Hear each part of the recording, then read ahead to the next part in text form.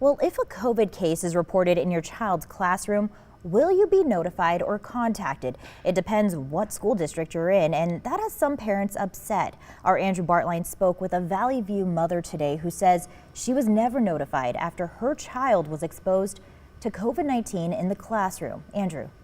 Yes, Shira, the Vallivue School District says they post information on their school's websites. That's to let parents know the COVID spread in each individual school.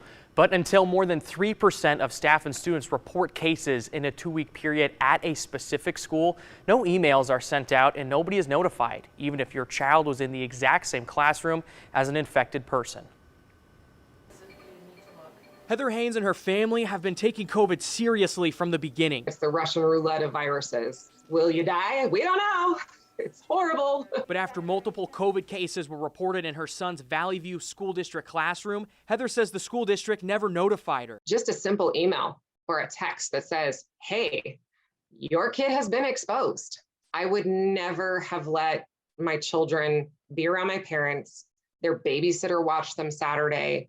And since then, 9 people have come down with COVID from my one child. According to Vallivue School District spokesperson Joseph Palmer, the school district updates their websites to show what percentage of each school has reported positive COVID cases. But contact tracing and notifying parents doesn't begin until a school has more than 3% of students and staff reporting cases. We'll update the website, and it's a joke. If you look at the website, it's this tiny little icon. It's literally like a size 10 font. Some surrounding school districts have taken a more proactive approach. Boise School District spokesperson Dan Holler says an email is sent out to students, family, and staff after a positive case is reported. Nampa School District spokesperson Kathleen Tuck says all parents are notified with an email after a positive case is reported. And West Ada spokesperson Char Jackson says all close contacts are notified after an infectious person was in the classroom. I would have done things differently had I been notified. And this now leaves Heather worried, not only for herself, but for her parents who have tested positive and are more at risk due to their age. The most we can do is rest and,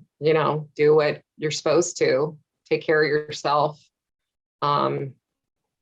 It's just really frustrating because I feel like it was preventable.